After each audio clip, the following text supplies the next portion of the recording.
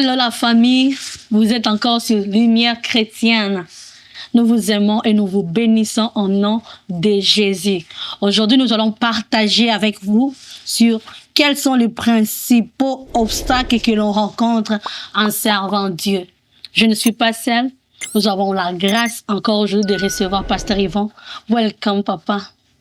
Merci, Maman Tina, de m'avoir invité encore sur votre plateau. Comment vous allez? Comment va la santé, la maison, les ministères, tout. Au rythme de la grâce. Amen, amen, amen, amen. Yeah. Amen. Alors, papa, aujourd'hui, vous allez nous enseigner sur quels sont les principaux obstacles que l'on rencontre en servant Dieu. Il y a une petite introduction que vous pouvez nous donner par rapport à ces sujets. Merci, Maman Tina, de m'avoir accordé la parole. Amen. Certes, dans l'œuvre de Dieu, commençons d'abord même par la vie normale. La vie n'est pas facile. Hein? Ok. La vie elle-même. C'est vrai. Même lorsque l'enfant qui vient dans ce monde, l'existence est constatée par le cri.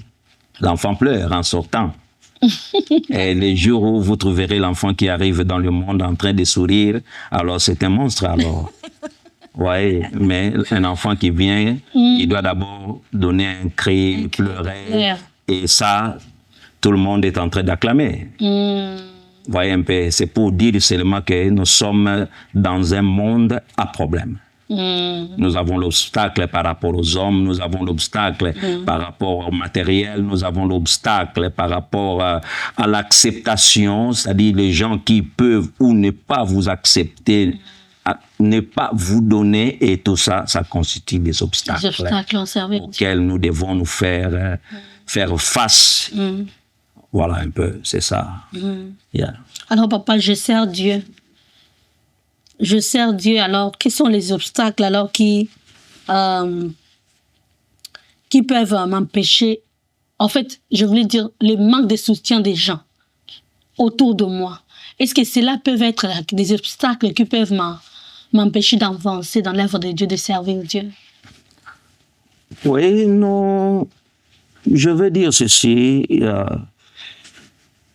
pas tellement. Ok. L'obstacle existe, mais pas majeur. Ce n'est pas un obstacle majeur. Ok. Psaume 89, versets 20 à 25. Quand vous lisez ce texte, Dieu dit, j'ai trouvé un homme, j'ai élevé David, j'ai le oint, ma main le soutiendra. Vous comprenez? Dieu dit, ma main le soutiendra. La première provision pour l'homme serviteur, c'est Dieu. Et c'est son appel. Ok. Et j'ai dit l'exactitude dans son appel. Ok. Et lorsque vous vous êtes rassuré que c'est Dieu qui vous appelle, et c'est lui qui fera tout pour que vous puissiez arriver au stade qu'il avait déjà prévu pour vous. Ce ne sont pas les hommes. Papa, j'ai une question qui me dérange toujours. Ok, je viens à l'église, je suis un enfant de Dieu, je commence à fréquenter l'église de Dieu. Est-ce qu'il faut nécessairement que Dieu me dise que va chanter, va faire le protocole, va faire ça pour que je fasse ça? Parce que ce ne sont pas des ministères, je peux appeler ça comme ça, qui sont trop vus, comme pasteur, comme prêcher. Est-ce que nécessairement Dieu doit me parler ou je peux seulement me lever, commencer à nettoyer l'église? C'est la phase de la généralité. Ok. Lorsqu'on reçoit le Seigneur dans sa vie, la première phase, c'est être un disciple. Un disciple. Ok. Nous commençons par là. Être un disciple. Et le disciple au sein de l'Église travaille à la voix de son pasteur. Ok. Voyez? Et par rapport au talent, c'est une étape très importante. OK. Parce que arriver au ministère sans passer par les disciples là, c'est déjà là un échec OK. en perspective. Même les apôtres, ils étaient d'abord appelés disciples. Et Jésus, parmi ses disciples, en a choisi 12. Il leur donna le nom d'apôtres. Et le vrai ministre ont été d'abord des vrais disciples. Et là, vous travaillez dans l'Église auprès de votre conducteur selon vos talents. Ça, c'est le point de départ, avant tout ministère. OK. Thank you. Merci beaucoup pour cet éclaircissement, papa. Alors, une autre question ici est comment les distractions du monde moderne freinent-elles notre engagement dans l'œuvre de Dieu? La distraction, oui, nous sommes dans un monde où le progrès, la technologie change de jour au jour. Voyez. Et le vrai problème, la Bible l'a déjà dit, ne donnez pas accès au diable. OK. Voyez. Et quand on donne soi-même accès à l'ennemi, on veut se conformer. Dans Romains 12, ne vous conformez pas. Ne vous conformez pas. C'est ce conformisme-là qui devient un piège. OK. La distraction nous empêche parce que nous, par la volonté, les enfants de Dieu sont emballés par la technologie, les internets, où il y a tout. On veut copier, vivre comme les autres, s'habiller comme les autres. Et le plus grand danger aujourd'hui, c'est la doctrine. OK. Dans le YouTube, il y a tout. On ne sait plus faire la part des choses. Des messages, des satanistes, et tout. Tout le monde parle, tout est mélangé et on ne sait plus qui attendre, donner l'oreille à quoi, à qui. Et nous sommes en face de ces dangers-là. Et la Bible en avait déjà dit. Ne vous conformez pas. Au siècle présent. Et nous devons résister, en tant qu'enfants de Dieu, la résistance. Avoir aussi le discernement. Et le discernement. C'est très important, c'est très, très, très important. Alors, cela m'amène encore de vous poser encore une autre question ici, papa.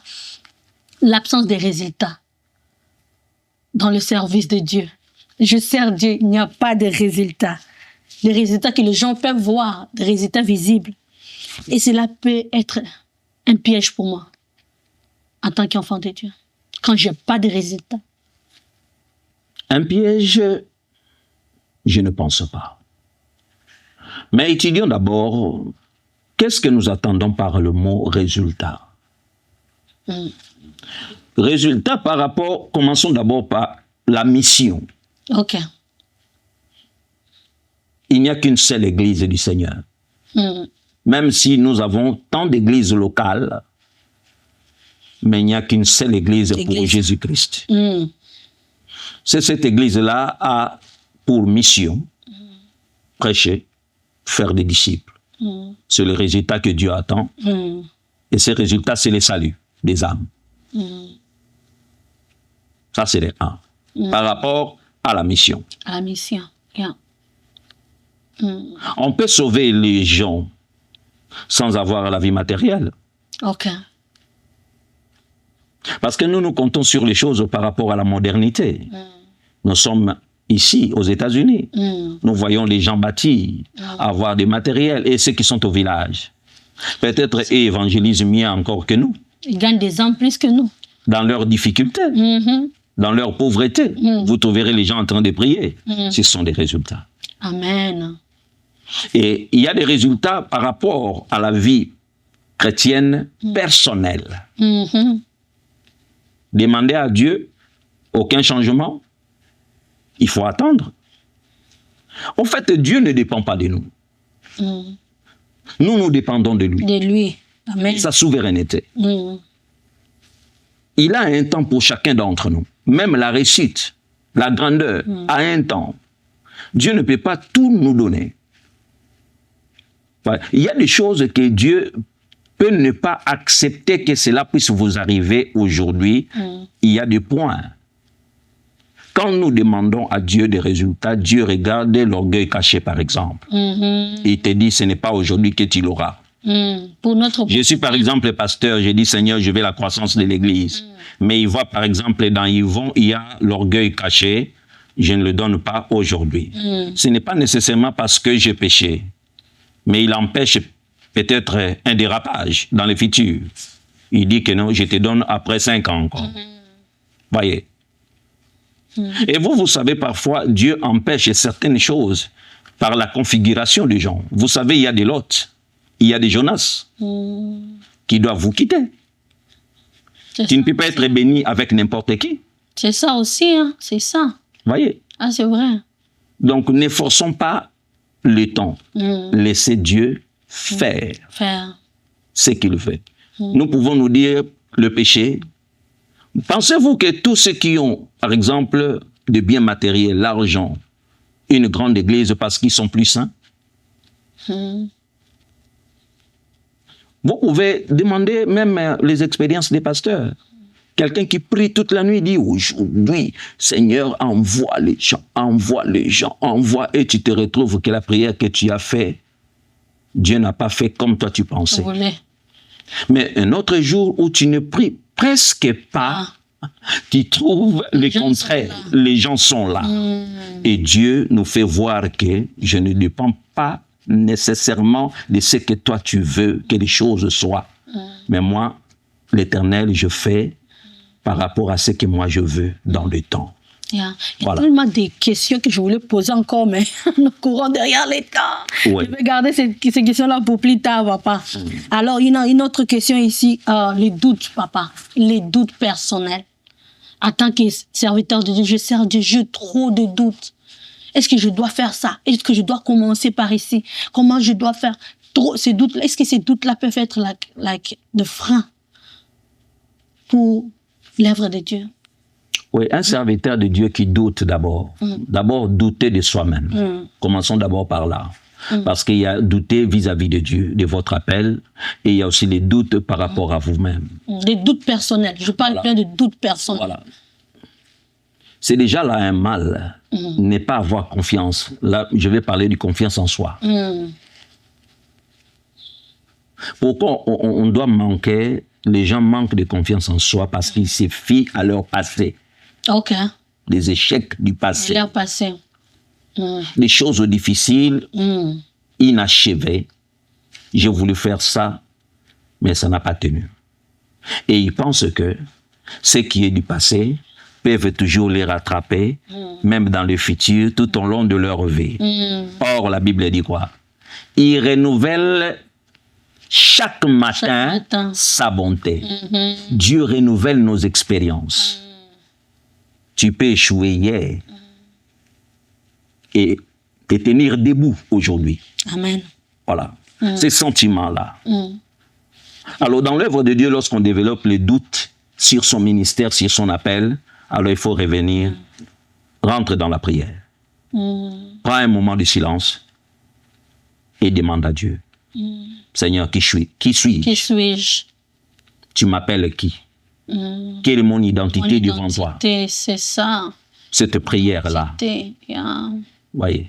En quelque sorte, j'ai toujours considéré ça comme, voyez, dans l'appareil, on va vous dire update. Update, yes. Update. Il faut faire ça dans la vie, à chaque fois, to update your mind. Seigneur, tu m'appelles qui? Le renouvellement des... Voilà. Yes. Et Dieu ne change pas. Ce qu'il dit, c'est ce qui reste. Il n'est pas un fils de l'homme pour mentir ni pour se repentir. Ce qu'il t'a dit, ce qu'il t'a appelé, comme il te reconnaît, il va toujours le confirmer. Là, au Seigneur. Bien-aimé, j'espère que vous êtes vraiment bénis parce que moi, là, I'm so blessed. Donc, si tu aimes, alors, signale, marque que tu aimes, tout ce que nous sommes en train de dire ici par la grâce de Dieu. Papa, une autre question ici encore. La question serait de savoir par rapport au confort matériel. Dieu m'a appelé par sa grâce. Il m'a béni. Je commence le ministère ou je commence l'œuvre de Dieu avec les voitures, de maison, avec l'argent. Est-ce que tout ce confort-là peut être un ennemi silencieux pour le ministère? Ça dépendra de votre attitude. OK. Considère le ciel. Lorsque nous serons au ciel, nous verrons qui au ciel? Nous verrons Abraham, nous verrons Isaac, et nous verrons Jacob, n'est-ce pas? Yeah. Mais c'était des riches aussi. Ça, c'est vrai. Ça, c'est vrai. Abraham fut riche. Très riche, yeah. Isaac fut riche. Job et les autres. Mais dans leur richesse, ils ont servi Dieu. C'était fidèle, yeah. Ça dit, ce qui compte, ce n'est pas la richesse. La richesse n'est pas satanique, n'est pas du diable. Amen. La richesse est divine. OK. Si le travail est divin, or la richesse est le produit du travail. C'est que la richesse est divine. OK. C'est votre attitude en tant qu'enfant de Dieu qui compte et qui deviendra un piège pour vous. Voilà. Wow. Ça, c'est tellement vrai. C'est tellement, tellement vrai. Oh, une autre question ici, papa. Je suis tellement bénie. Les blessures, papa, les blessures non guéries. Nos blessures que nous amenons avec dans l'œuvre de Dieu. Ces blessures qui ne sont pas encore guéries. Nous les amenons. Comment cela peut-elle affecter notre engagement dans l'œuvre de Dieu? Chaque homme de Dieu a un passé. Il n'y a pas d'homme, il n'y a pas de vie sans le passé. OK. Que dites-vous de Joseph lorsqu'il avait vu ses frères en Égypte? Il était blessé, Joseph. Il fut blessé, mais il les a aimés. Il les a quand même. Il les a protégés. Yes. Mais cette blessure-là, j'ai toujours considéré ceci, maman Tina, que Dieu ajoute un plus dans ta vie, un plus dans ta vie, un plus dans ta vie, mais nous ne disons jamais un moins. Mais quand vous allez chez les docteurs, un plus, tu as le kilo, tu montes, tu as 100, on va vous dire quoi? Pour être en bonne santé, il faut diminuer. Il faut diminuer. Donc, il y a un moins pour que tu sois correct. Et les gens doivent savoir aussi, les problèmes qui nous arrivent, ce sont des moins pour que nous soyons corrects. Correct. Amen. Ouh, c'est très profond, pasteur. Vous voyez, ce n'est pas seulement le plus. Yes. Même le moins dans la vie peuvent nous rendre aussi corrects, correct. en bonne santé. Et c'est ce qui constitue des blessures, là. On t'a insulté, la vie difficile, ce sont des écoles de la vie. Que nous devons être guéris avant d'entrer dans le ministère où c'est... Oui, la guérison d'abord par qui? OK. Vous voyez, la Bible dit, un esprit calme est un remède même pour les corps. OK. Guéris-toi toi-même. Passe les temps, au lieu de pleurer, dis Seigneur, merci pour le problème difficile que j'avais vécu. Je suis comme Anne devant Pénina. Tout ce qu'elle disait, les insultes de Pénina m'a poussé à la prière et la prière a donné Samuel. Voilà. Wow. Voilà. C'est tellement profond. Parce que des fois, nous ne savons pas que nous ramenons des blessures avec nous. Nous venons à l'église, nous commençons à parler mal aux gens. Nous parlons comme on dit à Lingala. Oui, c'est une contagion. Parce qu'on a des blessures. Une blessure là en nous, on n'est pas en connaissance de ça. C'est une école. C'est une école. Des blessures, c'est une école. Amen. Amen. Parfois, il faut que les gens nous parlent difficilement et ça nous encourage. Ça nous encourage. Et papa, deux fois aussi, Dieu nous appelle. Nous n'étions pas des hommes publics, les hommes publics. Hein. Nous aimons être là en cachette, nous faisons nos choses, les gens ne nous voient pas. Maintenant, là, Dieu nous expose deux fois par rapport à son œuvre. Tu vas à l'église, il faut être devant là-bas, il faut chanter devant. Nous avons ces pères-là des jugements des autres. Comment les autres vont penser de moi? Comment ils vont me trouver? La manière dont je parle, la manière dont je m'habille. Les gens vont commencer à parler de ma vie, commencer à me poser des questions. Et c'est ces pères-là, est-ce que ça peut être comme un obstacle dans l'œuvre de Dieu, cette père-là? Oui, lorsqu'en tout moment vous avez peur. Des jugements de jour. Oui, ça c'est un obstacle. On ne peut pas empêcher à quelqu'un de raisonner. Vous ne saurez jamais empêcher à quelqu'un de parler. On ne gère pas la langue de quelqu'un. Tu ne peux jamais gérer l'opinion des autres sur ta vie. Mais ce que nous avons à faire, que chaque jour que nous puissions devenir meilleurs. Voyez, la vie commence par un. Le premier jour où tu te tiens devant les gens, tu as peur. Le deuxième jour, un peu de résistance. Troisième jour, il y a une certaine assurance qui naît dans le cœur. Et la suite, tu t'habitues. Voyez, le jugement ne modifie pas. Ce qui te modifie, ce sont tes émotions. Et lorsqu'on bannit cette peur-là, aucune personne n'est née compétent. Tout le monde apprend à travailler, même dans les erreurs, il corrige de jour au jour et on parfait son savoir-faire. Et c'est ça l'essentiel pour nous. Amen. Donc, la peur est un piège, effectivement. So, il ne faut pas avoir peur des jugements des autres. Il faut faire sa manière de Dieu. Yes. Et l'activisme, ici, on dit l'activisme religieux, sans relation avec Dieu, est-il un obstacle? Oui. Quand je suis en train de faire des activités et que je n'ai pas de relation avec Dieu, en fait. Tu ne fais rien. Je vais ça m'affaire. Oui. L'activisme, c'est ce qu'il faut éviter. L'élément crucial dans la vie, c'est une relation personnelle avec le Seigneur. Jean 15 le dit, sans moi, vous ne pouvez rien faire. Voyez, tout commence par une relation.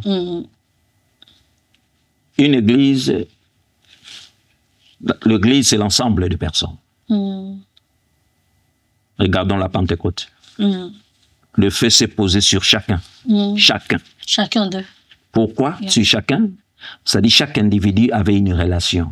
Ça, c'est vrai. Une relation. Le feu qui produit un grand feu pour l'église. Amen. Voyez, Amen. pour l'église. Amen.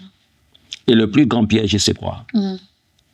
Lorsque, par exemple, un dirigeant arrive à donner des responsabilités aux gens qui n'ont pas une relation avec le Seigneur, mais qui devient ancien, qui devient diacre, qui devient tel, et la finalité, c'est la destruction même d'une communauté. Mais si on a besoin, alors, papa, j'ai besoin des gens qui jouent à la guitare. Et même si je sais que ce frère-là n'est pas chrétien, il prend les chants. Mais tellement on a besoin de quelqu'un pour jouer aux instruments, au piano. Je vais faire comment en tant que pasteur? Oui et non, parce que tout ce qui respire, l'eau, n'est-ce pas? Tout ce qui respire, même celui qui joue au piano, qui joue guitare, il respire aussi. Il respire aussi. Il peut le faire. Mais le problème est que dans les responsabilités, il y a responsabilité. Ok.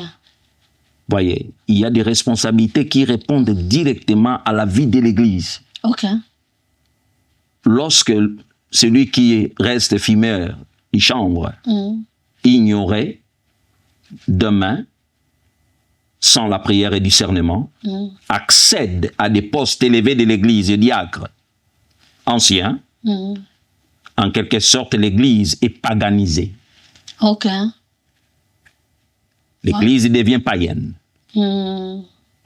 Voyez, et là c'est dangereux. Même, tu peux te dire que tu es pasteur spirituel, mais entouré par qui?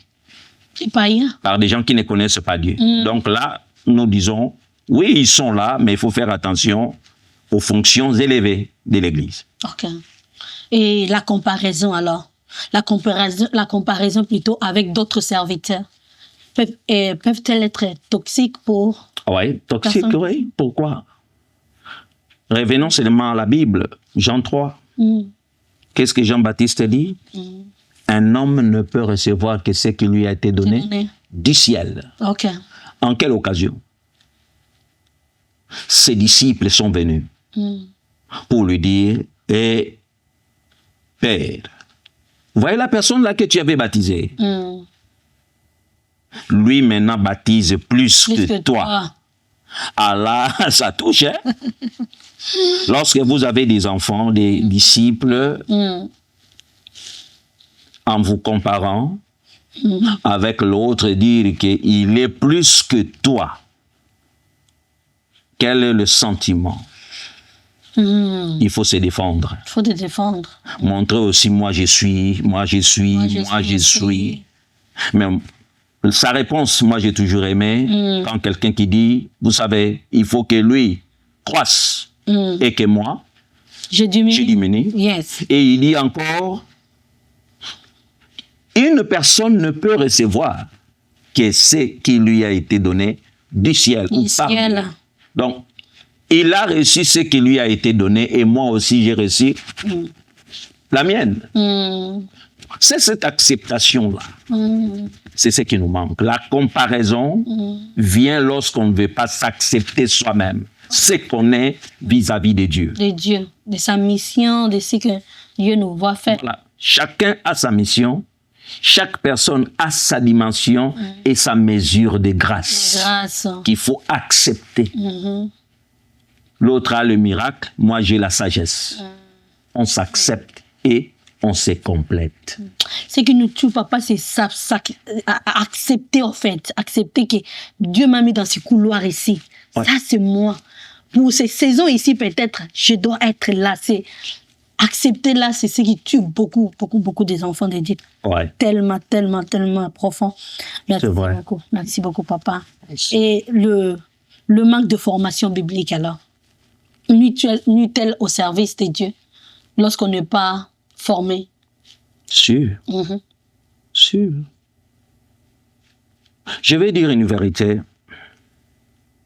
Les mondes, même les nations, les grandes nations, yes. Dans la plupart des cas, leur développement sont toujours liés à l'esprit du sacré. Ok. Que ce soit les États-Unis où nous sommes. Dans leur vie, leur âme, vous trouverez, il y a la religion. Okay. Chez les musulmans. C'est-à-dire, il y a des idées. Alors, quel type de leadership avoir aujourd'hui pour une personne qui se réveille le matin, disciple, après 7 jours, il a un nom, et après 1 mois, il se tape de bancs, de guitares, pour avoir une église. Pour quel avenir de ces fidèles? Ils reçoivent quoi? C'est ça. On peut gagner l'argent, mais on ne donne rien. On peut avoir des voitures dans le ministère, mais on ne communique rien pour l'avenir. Parce que la conduite des gens est liée à leur croyance. Vous voyez? Les gens croient parce qu'ils entendent quelque chose. La foi vient de ce qu'on attend.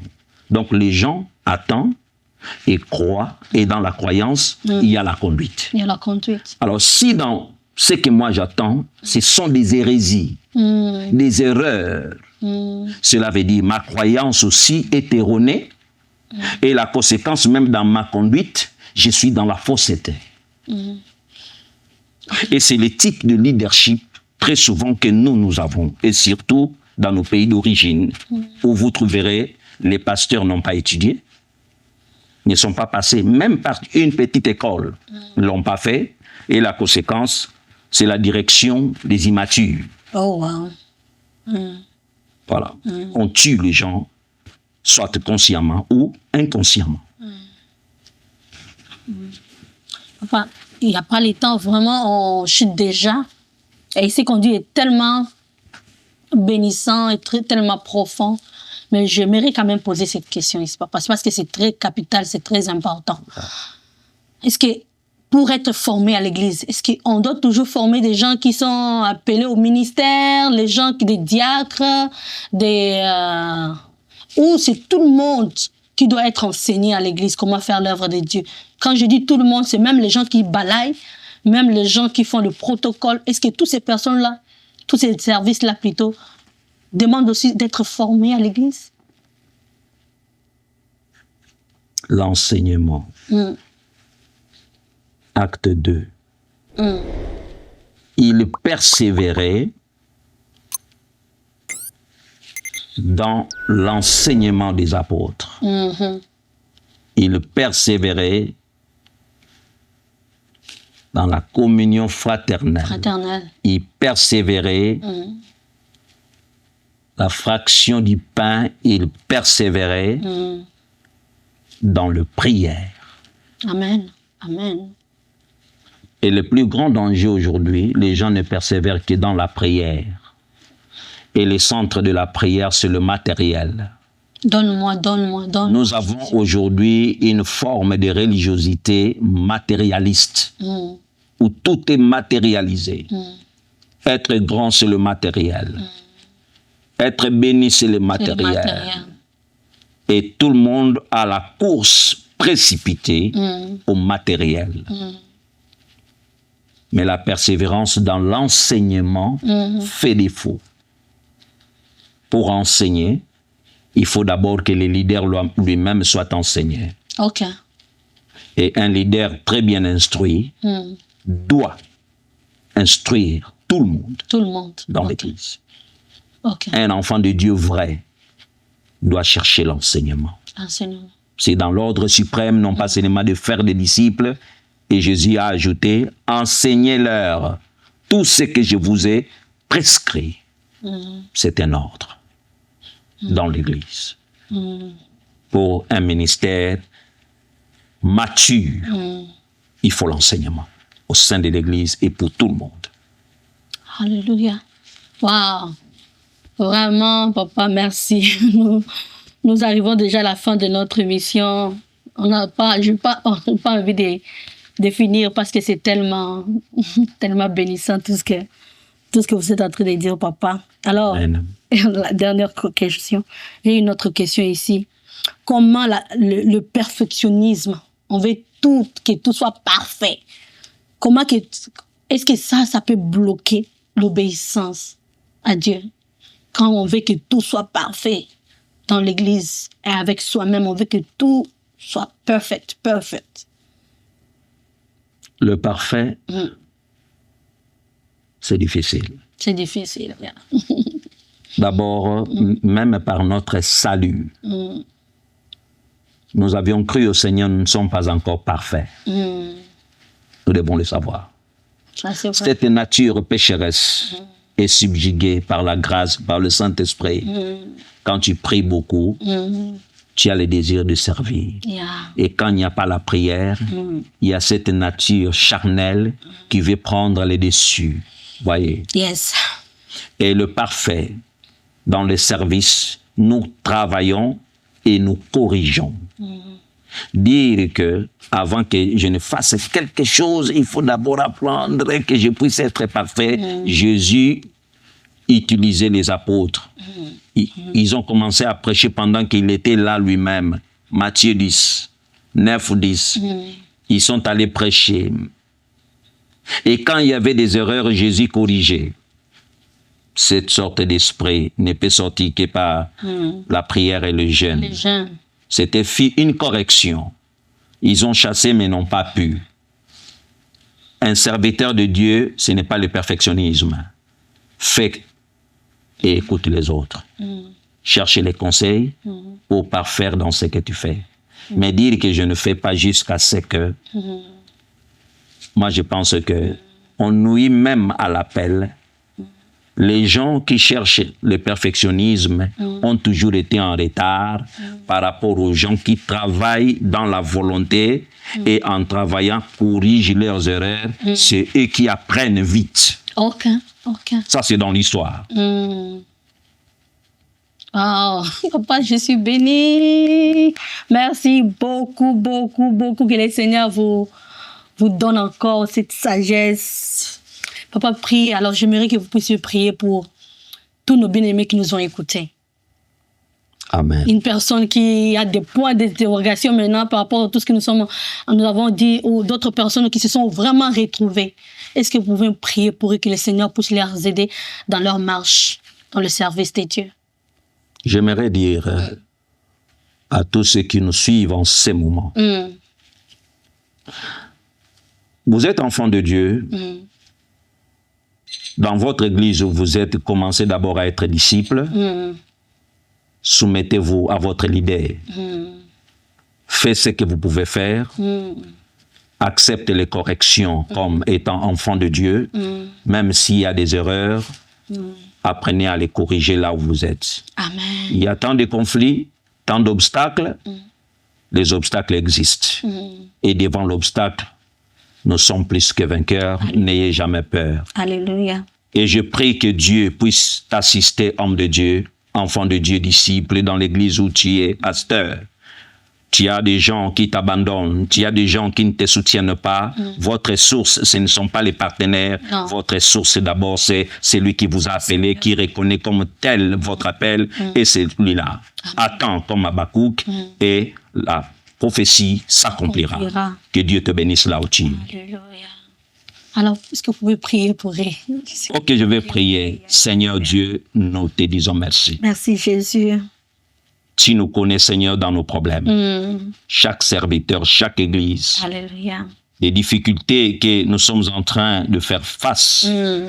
Mais je sais, quand tu as dit tout est accompli. Alléluia. Et réellement, même dans le ministère, parmi ceux qui souffrent, les épreuves, tout était accompli. Alléluia. Dans tout est accompli, la mort y a. Et dans tout est accompli, il y a aussi la résurrection. Alléluia. Que Dieu le fasse dans chaque vie, dans tout celui qui nous suit en ce moment là où vous êtes. Recevez la résurrection du Seigneur sur tous les domaines possibles de votre vie au nom de Jésus. Amen. Amen. Merci beaucoup. Merci beaucoup, pasteur. Que le Seigneur vous bénisse abondamment. Qui vous bénisse. Je vous bénis. Amen. Je bénis aussi tous nos bien-aimés qui nous ont suivis. Que le Seigneur vous bénisse abondamment. Nous allons nous retrouver encore à notre prochain numéro. D'ici là, que le Seigneur vous garde en bonne santé. Soyez bénis.